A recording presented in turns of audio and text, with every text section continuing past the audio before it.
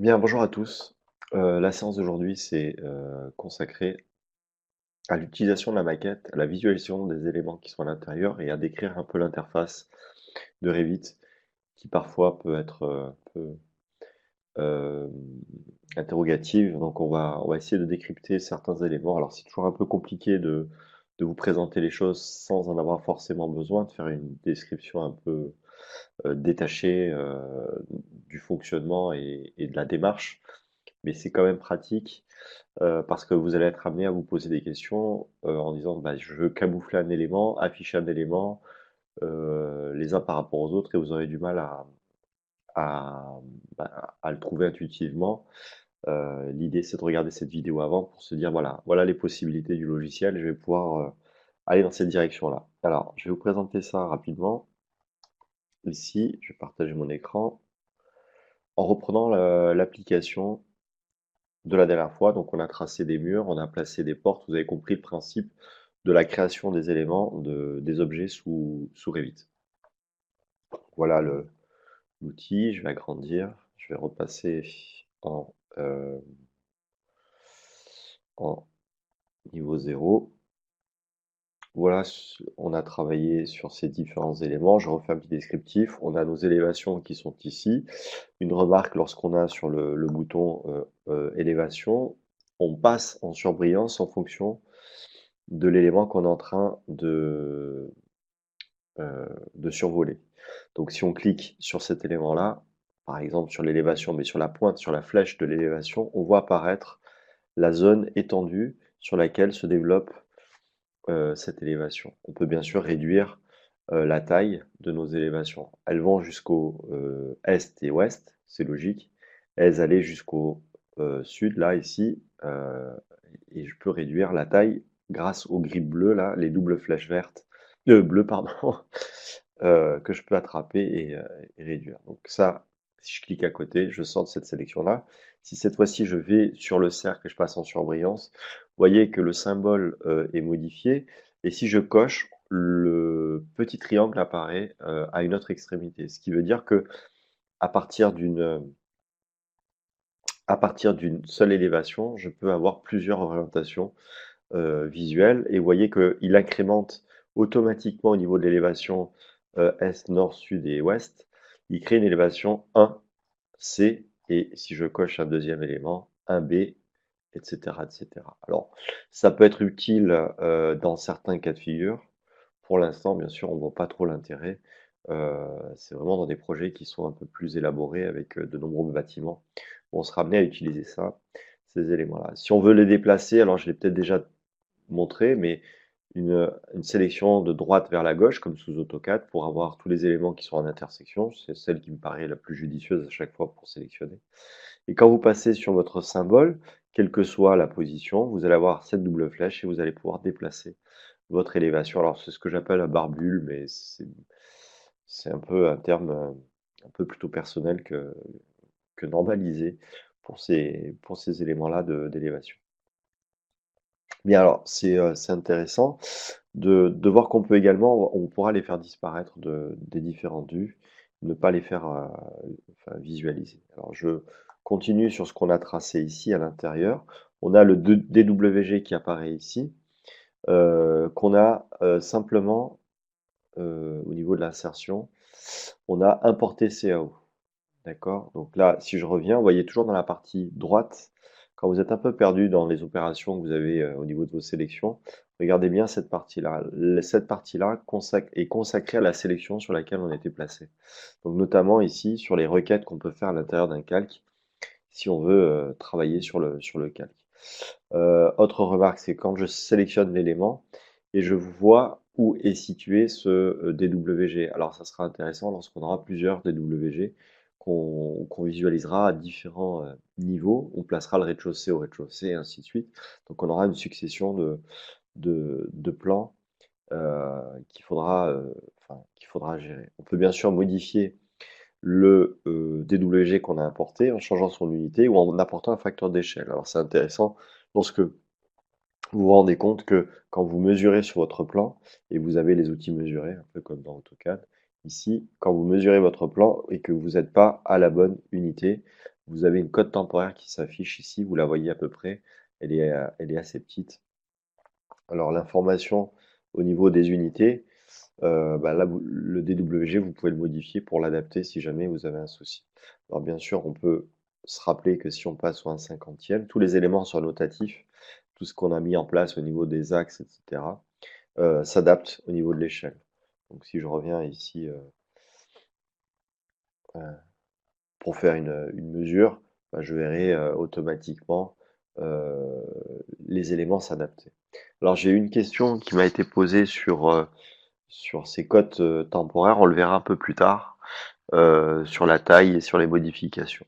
Je reviens sur la visualisation pardon, de notre DWG et je reviendrai à la fin de cette partie sur les questions-réponses qui m'ont été posées par mail, notamment sur les gabarits. Alors il y a des soucis de gabarits, alors vous pouvez être amené à avoir des soucis, je le présenterai aussi tout à l'heure, il faut que parmi les éléments que j'ai à vous présenter, euh, lors de cette séance. Alors, on va revenir sur nos différentes vues. Ici, je suis sur la vue euh,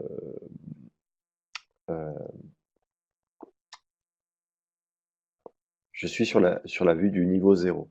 Donc, vous vous rappelez également que dans une vue, lorsque vous voulez caractériser cette vue, vous tapez au clavier VV et vous allez pouvoir afficher remplacement visibilité, graphisme pour le plan d'étage du niveau 0. Il faut prendre le temps de lire les informations. Et dans cette vue de niveau 0, voilà les éléments qui sont cochés, que l'on va représenter au niveau de la visibilité avec ses propriétés lorsqu'on est dans une projection en surface, lorsqu'on est sur une coupe, et on pourra gérer d'autres informations. Alors, annotation, c'est toutes les informations qu'on va rajouter sous forme de texte. La catégorie des modèles analytiques, pour l'instant, on ne l'utilise pas, on fait que du modèle architectural, donc à la limite, on pourrait tout décocher. Et catégorie importée, là on retrouve notre plan en DWG qui apparaît avec les différents calques qu'on peut décocher pour dire bah, j'ai pas besoin des calques isolants ou hachures ou cotation, je peux le décocher. On se rend compte qu'on peut gérer, mais je crois que je l'avais déjà dit, la demi-teinte du plan pour, euh, pour estomper un peu l'image par rapport au contenu.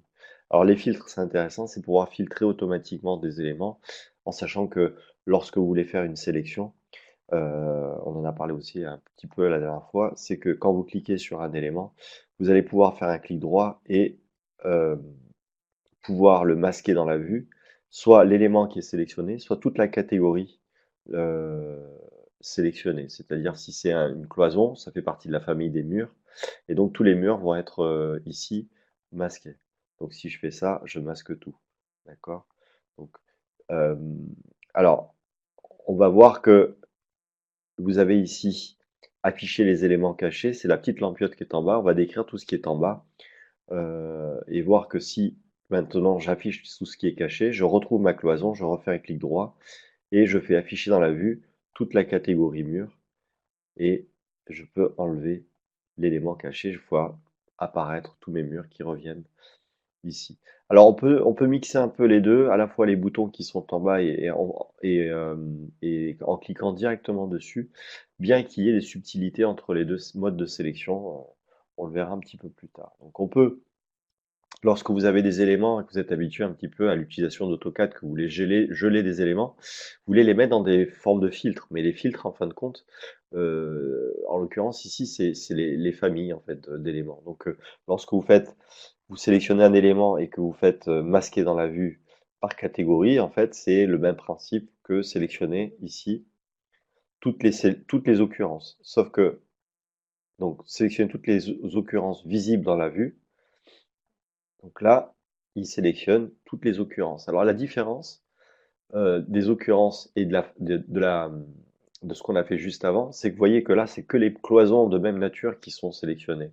Donc entre l'occurrence et le fait de masquer la catégorie mur, il y a une distinction et ça permet de réduire un peu la quantité d'informations qu'on veut sélectionner au fur et à mesure. Donc bien distinguer l'occurrence. En conséquence, là, c'est mur de base épaisseur de 70 millimètres de la catégorie mur qui est donc toute la famille concernée ici, on aura pu le sélectionner une seule fois. Donc là, même chose, on va pouvoir masquer, isoler.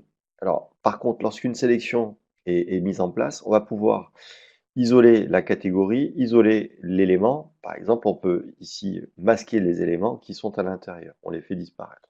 On retrouve la même chose que tout à l'heure, sauf que vous voyez ici le contour apparaître en bleu. C'est pas exactement le même principe. Quand vous avez masqué avec les boutons du bas, vous voyez apparaître ici sur le contour quelque chose qui vous dit qu'il y a une modification qui a été faite temporairement. Donc ensuite, si vous voulez revenir sur cet élément-là, vous allez pouvoir ici euh, afficher. Alors on était sur non, on va revenir ici, pardon. On va faire restaurer masquage temporaire. Donc c'est vraiment temporaire et ensuite j'enlève l'élément. Donc, il faut savoir jongler entre les deux en fonction de ce qu'on veut faire. Vous, je pense que l'idéal, c'est de le tester par vous-même et de vérifier au niveau de la sélection. Alors, souvent, on a tendance à sélectionner tous les éléments comme ceci. Alors là, on a sélectionné peut-être un peu trop de choses. On va revenir en arrière en ne sélectionnant pas le DWG. Donc là, voilà, par exemple, on sélectionne les éléments. C'est une méthode un peu à l'ancienne, c'est-à-dire sous forme d'AutoCAD. Vous voyez les catégories apparaître. Donc j'ai des murs, j'ai des portes, j'ai le plan d'étage qui apparaît, et commun, c'est tous les 10 plus 5 qui apparaissent. Donc si je sélectionne ici par filtre, enfin par propriété ici mes murs, tous mes murs sont sélectionnés, et je peux appliquer le même principe en passant par ce biais-là. Mais ça dépend un peu euh, de la façon de faire de chacun. Alors, lorsqu'on est sur cette vue, et on va voir en bas les différentes informations, on va pouvoir gérer d'abord l'échelle de la vue, soit par la barre des propriétés qui est en haut, soit directement par l'information qui est ici. Alors on peut également, lorsqu'on est dans les propriétés du plan d'étage, qu'on est en train de balayer ici, gérer ce qu'on appelle le gabarit, bien sûr, mais cette fois-ci le gabarit de la vue. Pour l'instant, il n'y a aucun gabarit qui a été choisi. Si je clique dessus, je vais dans les éléments de gabarit. Si je sélectionne tous les gabarits qui sont au niveau des vues prédéfinies, voilà, c'est celles qui sont issues de mon gabarit générique de Revit Architecture. Bien sûr, je vais pouvoir, avec les boutons qui sont en dessous, créer un nouveau, le dupliquer par exemple parce qu'il a une bonne base, et ensuite modifier les informations des propriétés de la vue en allant à chaque fois dans le modèle des remplacements. On retrouve la commande VV là, donc ici c'est le même principe. On va pouvoir gérer et se créer des gabarits. Le problème des gabarits de vue, c'est qu'une fois que vous avez créé, ils sont verrouillés en fin de compte. Vous n'allez plus pouvoir modifier les informations qui sont ici. Il faudra retourner dans le gabarit pour les changer. Alors que si vous êtes dans un gabarit un peu vierge comme celui sur lequel on est en train de travailler, bah, vous avez la possibilité de modifier les informations qui sont sur le côté ici, qui peuvent être intéressantes à modifier. Donc, pour l'instant, création de gabarit de vue, c'est pas forcément pratique. Ça le deviendra lorsque vous êtes sur une démarche de projet et que votre gabarit initial est déjà bon. Les gabarits de vue seront en correspondance avec votre activité, et à ce moment-là, bah, vous n'aurez plus qu'à garder ces mêmes supports, vous n'aurez pas besoin de les modifier. Donc, il faut, à mon avis, au départ, avoir un peu de latitude au niveau du travail, pouvoir bosser correctement. Donc, on va laisser comme ça, on ne va pas travailler sur les gabarits. Ensuite, vous avez ce qui concerne les styles. Alors, si vous restez sur le bouton, c'est marqué, hein.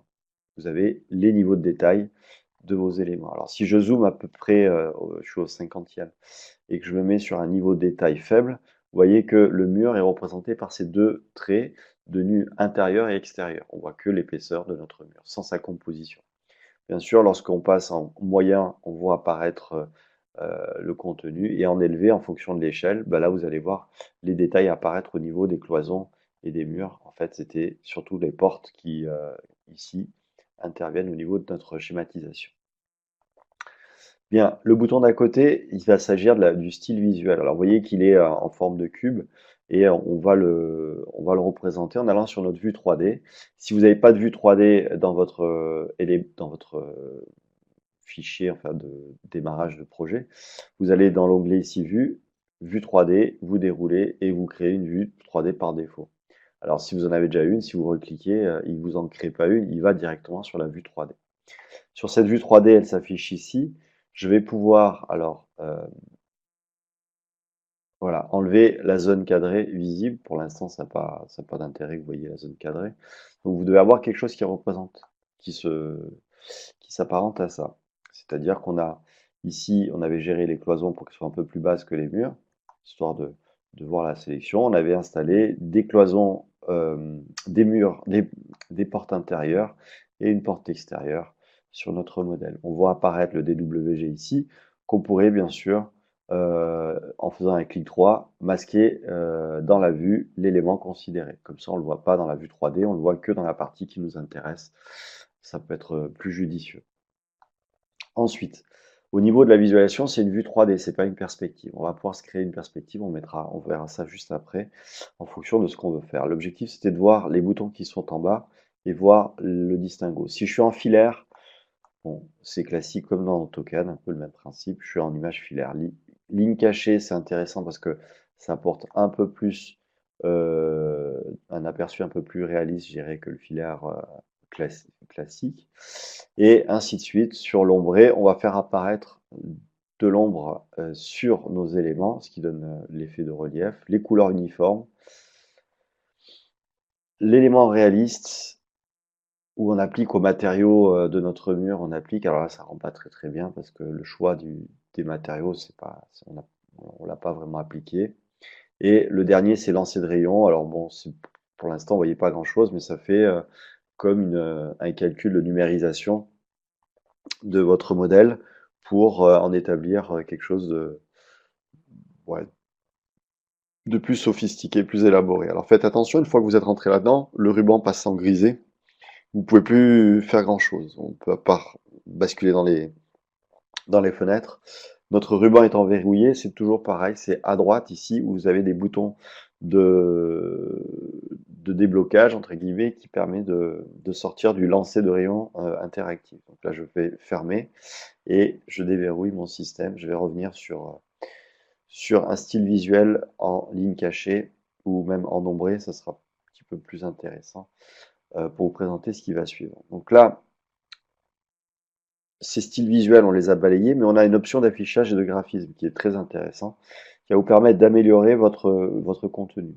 Je vais pouvoir lisser ici les lignes à l'aide de l'anti-crénelage. Ça veut dire quoi? Ça veut dire qu'en fait, si vous regardez bien, ça fait des petites dentures sur la ligne. En fait, la ligne est composée d'une multitude de petits segments. Si je clique là-dessus, et si je fais appliquer, vous allez voir qu'en fait, les lignes vont être affinées. Alors, ça se voit peut-être pas très bien sur la vidéo, mais vous le testerez vous. Les lignes vont être affinées pour faire vraiment une ligne pratiquement uniforme. Ensuite, alors, la silhouette des éléments, si j'applique, vous voyez que ça fait un contour qui est en point entrée pointillé. Il suffit simplement de tester. Vous voyez à quoi ça correspond. Vous faites le bouton appliquer, vous revenez en arrière ou un CTRL Z pour revenir en arrière. Au niveau des ombres, ce qui est intéressant au niveau de projeter les ombres, regardez bien ce que ça applique sur les murs. En fait, ça va appliquer une ombre qui est standard, située en haut à droite de votre écran, enfin au niveau du soleil, et ça projette les ombres. Afficher les ombres ambiantes, ça aussi c'est assez intéressant, ça apporte un peu plus de relief. Ça veut dire que quand on s'approche des, des intersections entre les murs, l'ombre doit être cohérent, enfin de manière plus cohérente, ça doit être un peu plus ombré que lorsqu'on s'en écarte. Donc ça permet de projeter ces ombres ambiantes sur notre modèle. Ça permet d'avoir un rendu qui est un peu plus intéressant au fur et à mesure de vos besoins, vous pourrez les retravailler, le tester. On peut également activer les lignes d'esquisse ici en apportant du bruit, c'est-à-dire de l'imprécision sur le tracé. D'accord? Alors c'est intéressant on veut présenter un modèle, une ébauche en fait de notre géométrie au niveau architectural. Voilà, ça peut être l'idée. On veut faire comme un levé à la main et vous pouvez également faire une extension au niveau des lignes pour présenter votre modèle comme si vous l'aviez tracé vous-même à la main sur une feuille de papier. Vous l'imprimez et ça donne une idée de votre composition, de votre modélisation à un client. Ça permet de garder en fait l'aspect architectural, enfin les tracés manuels. Bon, tout ce qui est éclairage, etc., on va pas rentrer dans le détail. Ce qui peut être intéressant, l'éclairage, on va le retrouver au niveau des éléments, euh, le petit soleil qui est ici, on va en parler juste après. Donc là, si je clique dessus, je vais rentrer dans le paramètre du soleil, c'est la même information qui est ici. Donc là, je vais pas rentrer par ici. Exposition photographique, je vais dérouler, je remonte parce que là, je pense que vous voyez plus rien. Je vais réduire le reste. Alors les lignes d'esquisse, j'en ai pas besoin. Je vais les désactiver comme ceci. Voilà. Et anti-crénelage, je vais laisser. Et les ombres projetées. Bon, les ombres ambiantes, moi, j'en ai pas besoin. Hop.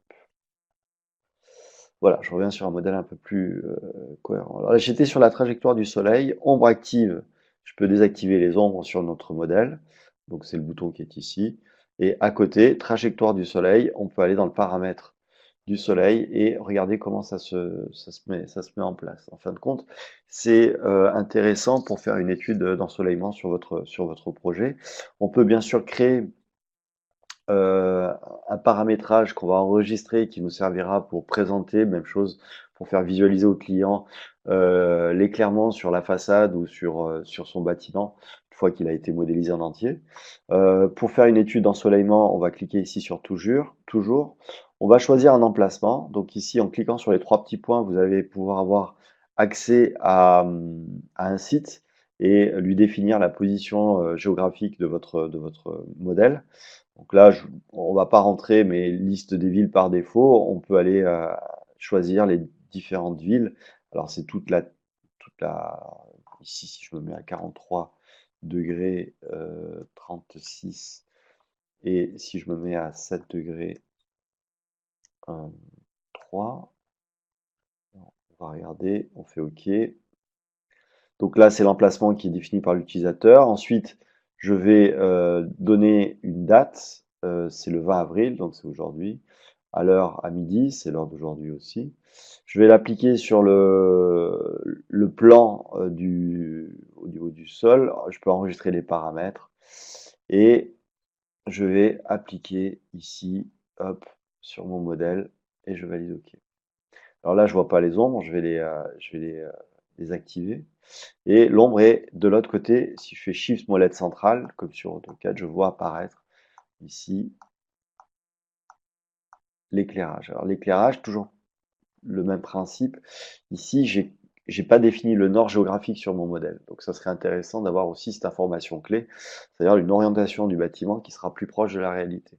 On verra par la suite comment le placer en coordonnées avec un système de référence enfin un système RGF 93 par exemple lié à la France, ou WGS 84 qui est lié au monde, quoi, enfin le système géodésique mondial, soit en projection, donc projection en coordonnées planes, en Lambert 93 par exemple, lorsque vous avez des projets qui sont édités par les géomètres experts. Alors ici, pour l'instant, c'est que l'orientation du nord. On en parlera juste un petit peu plus tard. Je finis sur ma présentation. Je vais afficher ici la trajectoire du soleil. Je vais enregistrer le projet, ok, très bien. Et là, j'ai mon soleil qui est placé en fonction. Alors, si je vais sur le haut, je suis en modèle 3D. J'ai bien le nord qui est situé comme ceci. Le soleil est là. Et si je déplace en fonction de l'horaire, je mets à 10 heures, le soleil se place et on voit les ombres qui sont projetées. Si je repasse en 3D, donc ça gèle les ombres et ça les remet en place. Et je peux même, comme ça, venir faire pivoter le soleil pour faire un affichage de mes ombres autour du bâtiment et voir si au niveau de mes ouvertures, est-ce qu'elles sont bien placées, qu'est-ce que ça va donner à l'intérieur de mon bâtiment et ainsi de suite. Donc voilà pour les boutons. Alors l'objectif c'est de vous présenter les boutons qui sont en bas. Hein. Pour les présenter, il faut que j'aille un peu plus loin que la simple modélisation. Donc là c'est vraiment la partie visualisation. Je vais enlever la trajectoire du soleil et je vais enlever les ombres qui sont en bas. La petite soupière, c'est bon, c'est pour le rendu. Ici, ça n'a pas beaucoup d'intérêt pour l'instant. Et le bouton d'après, c'est cadrer la vue. Cadrer la vue, c'est en fait le contour de notre vue qui va être cadré et décadré. Ça veut dire quoi? Alors, je vais décadrer la vue et on va afficher la zone cadrée. Voilà la zone cadrée de mon modèle. Alors, je ne sais pas si vous le voyez, ça met peut-être un peu de temps. Voilà, là vous le voyez. Le cadre de mon modèle ici, c'est le contour visible en fait. Donc là, si je veux déplacer mon élément, je peux le sélectionner, le déplacer, ou je peux gérer les grilles bleues pour dire que la zone cadrée sur laquelle je veux représenter des choses et que je veux les visualiser, c'est cette zone-là. Ensuite, je peux enlever, masquer la zone cadrée, ne pas la visualiser. Si maintenant je clique sur le bouton d'à côté, alors je vais enlever la...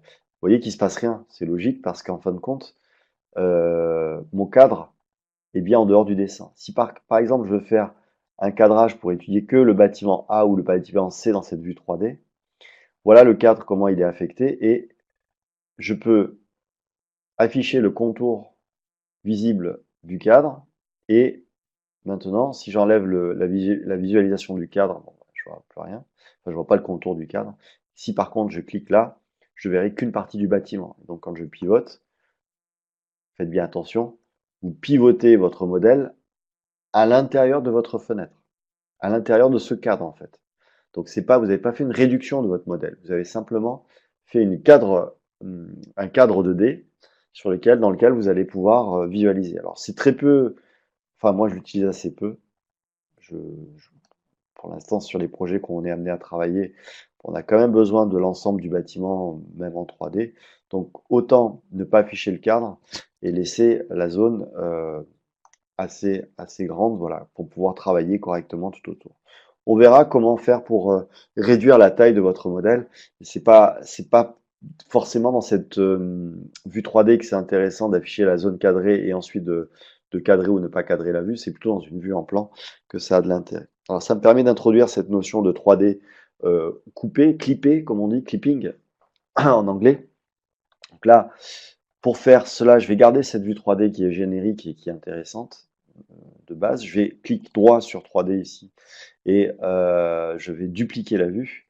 Alors dupliquer avec les détails, on verra la différence un peu plus tard au fur et à mesure qu'on va travailler. Pour l'instant, ça ne changera pas grand-chose. Et je vais faire un clic droit sur la copie pour renommer ici. Et je vais l'appeler 3D partiel. Alors si vous mettez des accolades, il ne voudra pas. Donc c'est pas la peine de les mettre, même s'il y avait des accolades au départ. Donc 3D partiel ici. Quand il est en surbrillance, c'est-à-dire que je suis dans cette vue 3D. Là, l'échelle de vue, bon, bah, si vous mettez 50e, centième, vous ne verrez pas la différence, hein, ça ne se verra pas. Par contre, on va aller sur euh, la zone de coupe, et c'est là où on doit distinguer le cadrage de la vue et la zone de coupe. Si je clique sur la zone de coupe appliquée, je vois apparaître autour de mon modèle un contour qui est bleu, et si je le sélectionne, je vois apparaître des grippes qui vont me permettre de réduire cette zone de coupe qui est ici dans la partie propriété. Donc cette zone de coupe permet en fin de compte de faire des sections, enfin des coupes carrément dans l'élément 3D et de pouvoir visualiser au fur et à mesure à l'intérieur. Alors on peut couper sur aussi bien à l'horizontale qu'à la verticale pour pouvoir visualiser ce qui se passe à l'intérieur. Donc on peut rentrer dans le bâtiment ou se focaliser sur une partie suivant une coupe. Alors on peut se dire, bah, c'est intéressant de faire une coupe géométrique un peu particulière pour pouvoir visualiser que cette partie de l'élément. Parce que là, je suis en train de le travailler à la main. Je suis en train de créer ma coupe un peu perso. Une remarque aussi intéressante, c'est que si maintenant j'enlève zone de coupe, si je le décoche, il revient à sa phase initiale. Si je recoche zone de coupe, on repart à zéro. Donc faites bien attention à cette manip-là. Une fois que vous avez fait cette manip, que vous avez cliqué sur votre zone de coupe,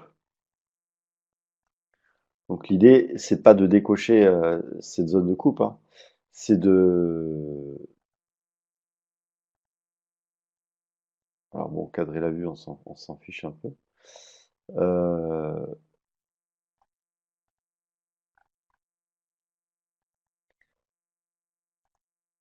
Alors, est-ce qu'on peut simplement masquer dans la vue l'élément? Si vous masquez l'élément, vous verrez plus la limite Et donc là, vous allez pouvoir travailler. Sauf que pour pouvoir le retrouver, vous allez être obligé de passer par ce biais-là pour vérifier ces éléments cachés, réduire la taille et ensuite enlever l'élément caché pour pouvoir travailler. Alors bien sûr, il y a d'autres méthodes, hein, mais je vous présente ce qui paraît être le plus judicieux, le plus cohérent. Bien, alors je vous ai dit, ce qui est intéressant lorsqu'on est dans une vue 3D, si je passe dans la vue 3D qui est ici, c'est de pouvoir visualiser dans une direction ou suivant une vue un peu particulière. Alors je vais revenir au niveau 0, toujours dans cette visualisation des éléments de notre vue. On va créer ce qu'on appelle ici une coupe. Donc c'est dans l'onglet Vue, je clique sur Coupe, et je vais pouvoir créer une coupe qui donc, va percer mon bâtiment et qui va le scinder en deux morceaux. Donc mon plan de coupe est défini ici. Vous voyez qu'on peut inverser le sens de visualisation. Et comme tout à l'heure, lorsque vous allez éditer des plans, enfin, quand on éditera des plans, on aura les informations qui seront ici. Le bouton qui est là permet de changer le symbole en 3 clics. Vous voyez les symboles qui sont changés. Même chose ici, vous pouvez afficher ou ne pas afficher les éléments au niveau de votre désignation de coupe. Vous pouvez réduire avec ces grilles bleues, c'est du grand classique, la zone qui vous intéresse.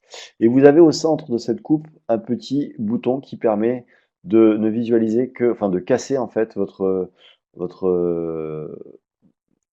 votre ligne de coupe pour pas la faire visualiser ici sur toute la longueur. Donc ça permet d'espacer les segments et de, par exemple, dire bah, ma vue, c'est pas la peine de hachurer tout mon dessin avec cette ligne-là, enfin de la traverser. Je veux que les amorces de part et d'autre. Donc ça peut être une possibilité. Ça peut être aussi une autre possibilité. Alors je me rappelle plus si c'est comme ça, mais je crois que c'était. Ah oui, si on veut le scinder, alors là je viens de recliquer sur le bouton, donc je vais recréer l'élément.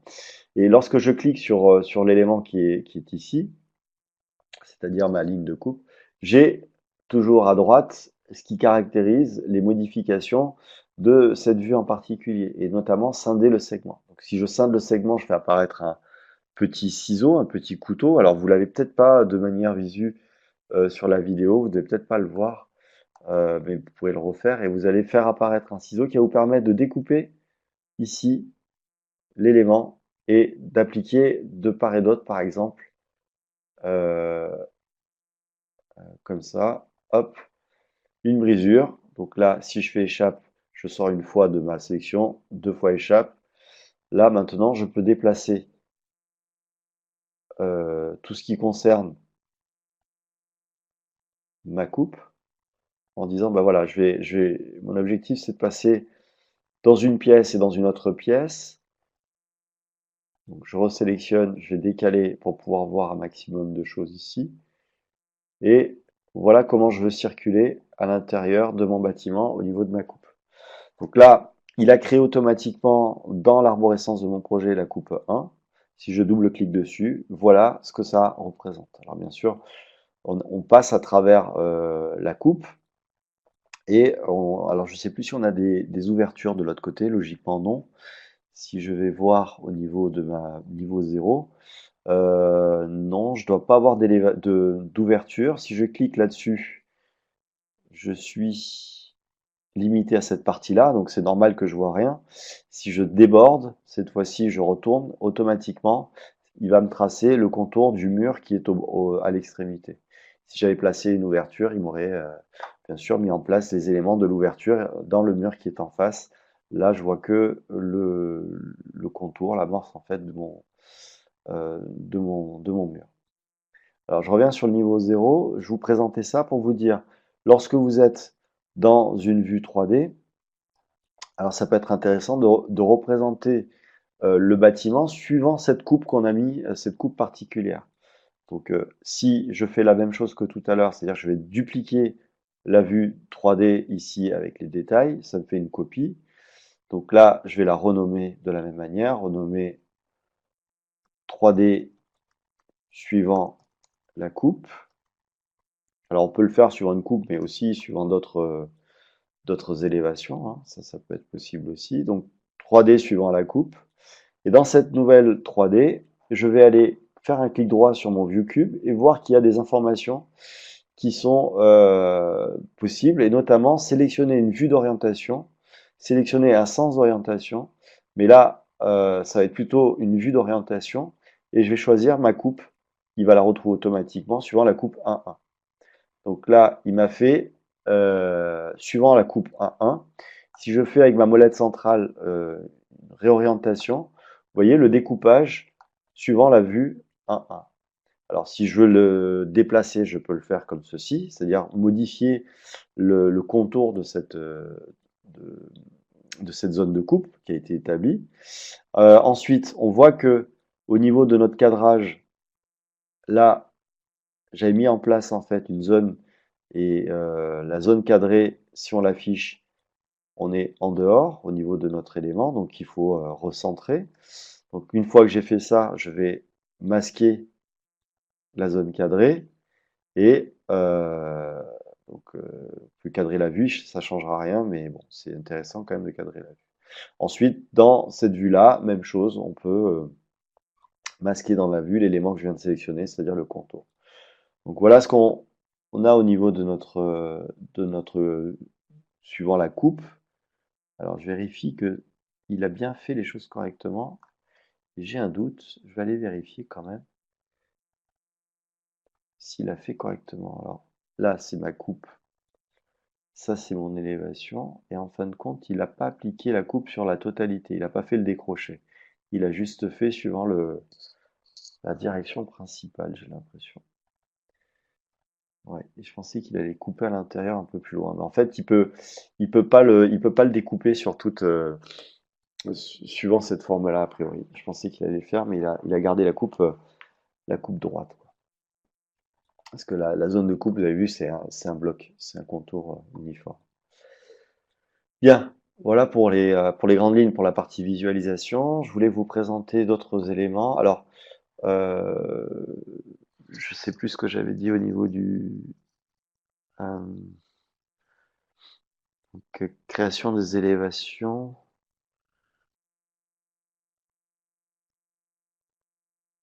De la cotation, des styles visuels, bon ça, on en a parlé. On, on va venir sur maintenant, en dehors de l'aspect purement visuel de notre plan, on va ici euh, masquer dans la vue l'élément que j'ai sélectionné, c'est-à-dire le fond de plan AutoCAD, et je vais pouvoir maintenant mettre en place des éléments de cotation. Alors je fais une cotation un peu, j'allais dire pour les nuls, pour démarrer en fait, et après on reviendra sur les éléments de cotation sur une application, mais c'est bien d'avoir quand même quelques infos pour pouvoir démarrer votre mise en cotation d'éléments. C'est-à-dire que lorsque vous cliquez sur un mur, vous voyez apparaître des informations sur la cotation, ce sont des codes temporaires. Alors, première question qui m'a été posée, c'est est-ce que on peut modifier la taille d'affichage de ces 3.16 qui sont mis en place parce que ils sont un peu petits, on n'arrive pas à taper les codes, on n'arrive pas à les lire. Si je mets 1.25 directement à la volée ici, 1.25, bon parfois vous pouvez avoir un affichage qui est euh, voilà, qui est un peu difficile à relire. Donc ça, pour le modifier, il faut aller dans Options. Et j'en profite pour parler d'autres petits points. Ici, on va aller dans... Alors, il faut que je me rappelle où c'est. Je crois que c'est dans Graphique. Voilà, Graphique ici, dans Options graphiques, vous avez Apparence du texte des codes temporaires. Et là, vous pouvez passer à 10. Alors, c'est comme pour les petits vieux comme moi qui ont des problèmes de vision. Hop, ça permet d'agrandir un peu l'affichage de votre taille des codes temporaires. Codes temporaires qui permettent de cliquer dedans et d'aller modifier la valeur numérique. Si la code temporaire que vous avez sélectionné ne vous convient pas, vous avez toujours la possibilité de prendre le grip bleu et lui dire bah, accroche-toi plutôt ici, vous cliquez maintenant, vous déplacez en fait le grip bleu et vous le déposez là où vous le souhaitez pour pouvoir changer la cote temporaire qui correspond à celle que vous avez sur votre document ou sur votre plan. Donc ça permet d'affiner les choses. Alors ça peut être aussi intéressant parce que si on est, si on choisit de manière judicieuse ces codes temporaires, en cliquant sur le bouton qui est ici, qui est juste à côté, on va rendre ces cotes définitives et voilà, elles sont automatiquement rattachées à notre dessin de manière définitive. Alors ça, c'est une manière de fonctionner, mais c'est pas forcément la plus judicieuse. Si vous voulez annoter votre plan, vous cliquez sur l'onglet en haut Annoter, vous allez sur Aligner et vous allez pouvoir mettre en place de la cotation. Alors avant de commencer à coter, toujours dans la Smart Bar, dans la partie haute ici, prenez l'habitude de regarder sur quoi vous allez cliquer et si vous faites sur des références individuelles ou si vous le faites sur tout le mur, parce qu'il garde la dernière option activée au préalable. Donc là, par exemple, si je le fais de bord à bord de mur, je vais pouvoir placer une cote individuelle et ensuite reprendre de ce bord-là à ce bord-là et placer la cote suivante. Si vous voulez faire tout le mur en une seule fois, vous pouvez le faire aussi. C'est-à-dire que par exemple, si je reprends ma cotation, je vais prendre de ce bord à ce bord-là, qui passe en surbrillance bleue, mais j'ai pas besoin de le poser pour l'instant, je vais jusqu'au mur suivant, le mur suivant et ainsi de suite. C'est comme la cotation continue dans AutoCAD, elle se met en place automatiquement et dès que vous voulez la poser, vous la déposez à l'endroit voulu. Ça, c'est une manière de faire de la cotation. L'autre manière, c'est lorsque vous démarrez votre cotation alignée, vous avez la possibilité, au lieu des références individuelles, de prendre tout le mur en entier. Donc à ce moment-là, lorsque vous cliquez sur un mur, il va vous mettre toute la ligne de code qui correspond, c'est-à-dire y compris les cloisons qui sont appliquées. Alors on verra par la suite en quoi ça consiste au niveau des informations, mais dès que vous le faites échappe, en fait, il a validé les éléments qui sont à l'intérieur. Si je refais une cote alignée, je peux aller dans les options et lui dire de me mettre en place aussi les ouvertures en prenant pas le centre mais plutôt la largeur et en plus des intersections de murs. Si je refais ma ligne maintenant de mur, vous voyez que cette fois-ci, il a pris en compte l'ouverture et sa position. Voilà. Donc je pourrais faire la même chose avec le mur qui est ici en allant sur aligner. Avec mes options qui sont toujours indiquées ici, je vais pouvoir sélectionner ici mon mur et positionner ma cotation en une seule fois. Donc voilà, et de manière automatique, je vais pouvoir coter l'ensemble des éléments de mon bâtiment. Alors ayez toujours à l'esprit que l'objectif, c'est que on puisse réaliser concrètement sur le terrain ce bâtiment. Donc il faut avoir à l'esprit, enfin, la cotation, elle est dédiée à celui qui va réaliser. Donc, vérifiez que tous vos éléments sont bien cotés avant de rendre votre document. Alors, vous voyez que c'est quand même beaucoup plus rapide que sur AutoCAD, mais ça utilise un peu les mêmes notions. C'est de la cotation annotative. Si je change ici ma cotation, vous voyez que tout est modifié automatiquement. On retrouve le même fonctionnement. Voilà, pour la partie cotation. La cotation de base, on en a parlé. On va voir maintenant euh, comment, l'autre question, c'était comment, dans les options de votre dessin ici, options de Revit, pardon, les fichiers de gabarit. Alors, faites bien le distinguo entre, ici, emplacement de fichier, ce qui correspond au gabarit, qui sont des extensions RTE, les fichiers Revit, qui sont des extensions RVT, donc c'est le projet dans lequel on est en train de dessiner. Le gabarit, c'est le support qui a été utilisé pour démarrer. Et ne pas confondre avec les familles. Ce sont les blocs, les éléments qu'on va rajouter ici. Donc là, vous avez vos blocs qui sont en place dans mon dessin et qui sont dans ce répertoire Family Templates de Revit. Mais si vous avez besoin d'autres éléments, vous voulez rajouter des familles, ici, vous devez aller les placer. Alors, lorsque vous êtes dans architecture, ou c'était dans système, je sais plus. Voilà, dans insérer, pardon, charger la famille, et vous allez retrouver l'emplacement des familles. Vous voyez que c'est pas dans les templates. Ici, cette fois-ci, c'est Programme Data Autodesk RVT 2017, Libraries France. Et là, dans France, vous avez tous ces fichiers de gabarit que vous pouvez replacer. Et vous voyez que c'est des fichiers RFA qui sont demandés. Donc si vous les avez pas, c'est que l'installation n'a pas été complète. Soit vous placez Les fichiers de famille que j'ai mis sur Moodle, ils y sont, vous pouvez les télécharger. Il y a un lien dans complément, vous pouvez récupérer les familles, vous le placez au même endroit. Si vous n'arrivez pas, le mieux c'est de désinstaller et réinstaller Revit en repartant sur Autodesk Student et en faisant une installation. Euh, voilà. Si vous avez le moindre souci, après vous pouvez m'écrire, mais la plupart du temps ça fonctionne. On arrive d'un moyen ou d'un autre à faire travailler ce logiciel. La première chose. La deuxième chose, certains m'ont demandé les boutons qui sont en haut ici d'accès rapide, ils n'ont pas les mêmes. Alors vous en avez certains qui sont de base, qui sont déjà placés, et on peut être amené à vouloir le personnaliser, à rajouter les éléments qui sont en haut.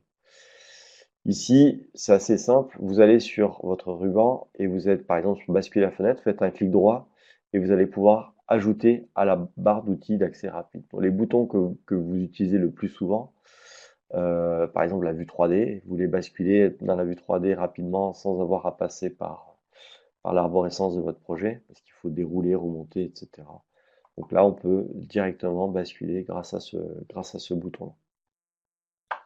Voilà, ça c'était les différents points, les différentes questions qui m'ont été posées. La vue 3D, on l'a vu. Code temporaire, on a parlé.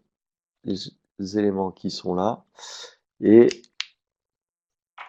maintenant, on va parler de la création des élévations dans notre projet. Donc, lorsque je suis dans une élévation, par exemple ici, élévation Est, je vois réapparaître les fils de mon bâtiment et mes élévations. Alors, les élévations, c'est celles qui étaient définies par défaut. Si je veux changer la valeur numérique, je peux ici cliquer à l'intérieur de l'information de la cote en fait et mettre la valeur de 6 mètres 10 par exemple, entrée, il va réadapter. Si je fais un CTRL Z, je peux revenir en arrière au niveau de la valeur. Voilà, ça modifie automatiquement. Vous avez un cadenas et vous avez aussi la possibilité de créer des niveaux complémentaires. Donc là, c'était verrouillé. Si je veux faire un niveau complémentaire, je peux aller dans architecture ici et niveau, et je vais pouvoir venir créer un niveau supplémentaire en l'alignant du mieux possible sur les autres niveaux. Donc là, je viens de créer des niveaux. Sauf que voilà, il veut continuer à créer des niveaux, je fais échappe 2 fois pour sortir de ma commande. Sauf que certains sont bleus et d'autres sont noirs. À quoi ça correspond? Vous voyez ici sur le côté, vous avez le niveau 0, 1, 2 et 4 qui sont bleus. En fait, je les ai copiés par le bouton automatique création de niveau ici. Mais si je fais un copier-coller, entre guillemets, c'est-à-dire si je maintiens une de mes lignes, par exemple le niveau 4, et j'appuie sur le bouton CTRL, et que je maintiens, je maintiens avec le bouton gauche de la souris, et je déplace en fait ma ligne de niveau, j'en crée une nouvelle automatiquement. Donc là, j'ai créé le niveau 5, et il a par contre, si je sors de ma sélection, vous voyez qu'il est noir. Il est noir pourquoi? Parce qu'il n'apparaît pas dans l'arborescence de notre projet, dans les plans d'étage. Si maintenant je veux créer un plan d'étage qui correspond, il faut aller dans l'onglet Vue et plan, Vue en plan, et il va me dire voilà les vues en plan qui sont disponibles et sur lesquelles on peut travailler. Donc, par exemple, moi je veux le niveau 5 et je fais Shift pour en sélectionner deux. Et je sélectionne les deux et il va me créer logiquement mon niveau 2 et 5. Alors, qu'est-ce qui s'est passé?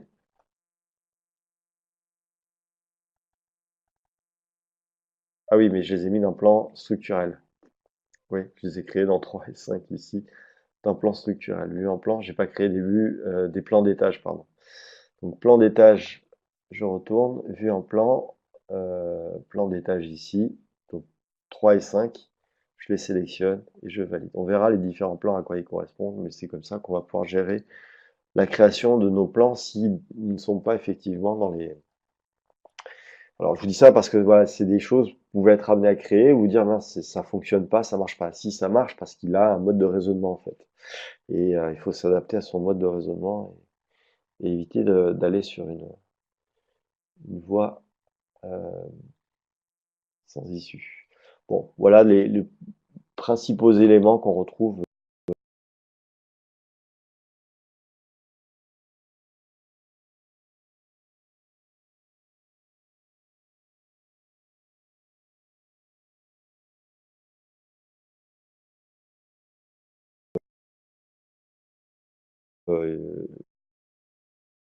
à partir de là, on doit pouvoir dessiner un modèle correctement. une autre information qui est intéressante, là je suis au niveau 0. Si je viens sur ma vue de niveau 0, je vais sélectionner par exemple tous les éléments de cette vue en en allant dans les propriétés, en disant bah, je vais prendre mes murs et je vais les copier d'un niveau à un autre. Donc là, je prends tous mes murs, mais sans les portes, par exemple. Et je vais utiliser la commande qui est ici, qui c'est copier dans le presse-papier. Quand je copie, le bouton coller s'active. Donc ça veut dire maintenant je vais pouvoir le coller. Et dans les options qui sont intéressantes, je vais pouvoir aligner sur les vues sélectionnées ou aligner sur la vue actuelle. Mais là, à ce moment-là, il faut que je change de vue. Aligner sur le même emplacement, ça veut dire doubler en fait les éléments. Et moi, je vais aller sur aligner sur les vues sélectionnées, ce qui va me permettre de sélectionner les vues. Donc, plan d'étage, j'étais au plan d'étage niveau 0. Je me mets sur le plan d'étage niveau 1, je valide OK. Et si je rebascule maintenant sur ma vue 3D complète, je vais voir apparaître mon bâtiment qui se superpose avec deux niveaux. Sans dalle, bien sûr. Il n'y a pas de niveau de dallage. Les cloisons, elles partent d'un niveau à un autre. Si je vais dans la vue 3D partielle, je vais pouvoir voir que la partie basse parce que la zone qui définit ici, afficher la zone cadrée, je suis sur cette partie-là. Non, c'est pas ça que je voulais faire.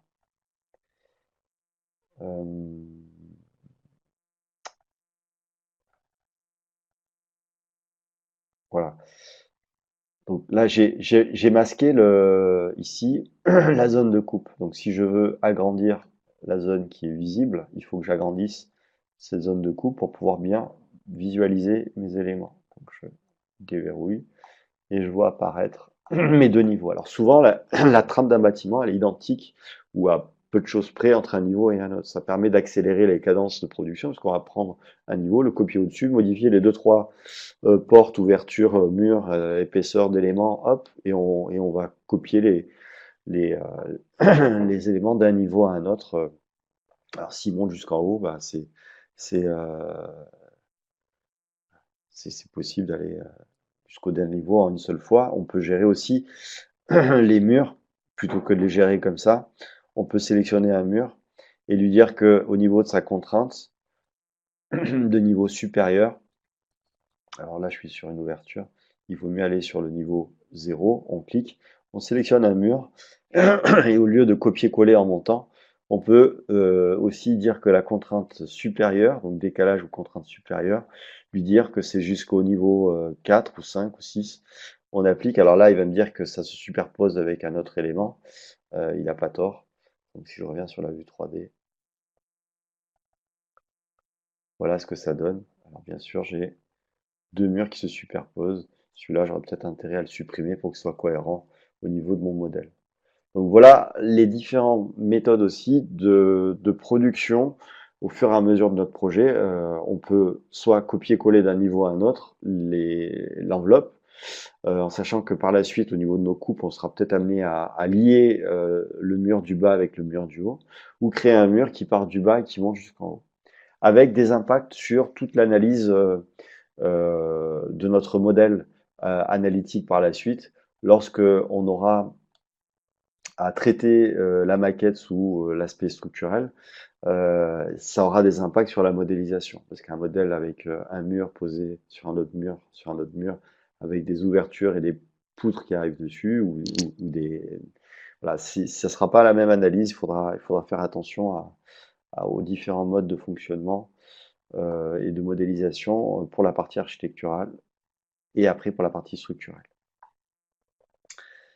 Bien, je pense qu'on a balayé l'ensemble des éléments qui permettent l'utilisation du logiciel, euh, euh, euh, qui permettent de sélectionner en fait, les éléments, de pouvoir les retravailler. Après, c'est qu'une question de modélisation et d'entraînement. Donc, on va essayer de faire plusieurs applications.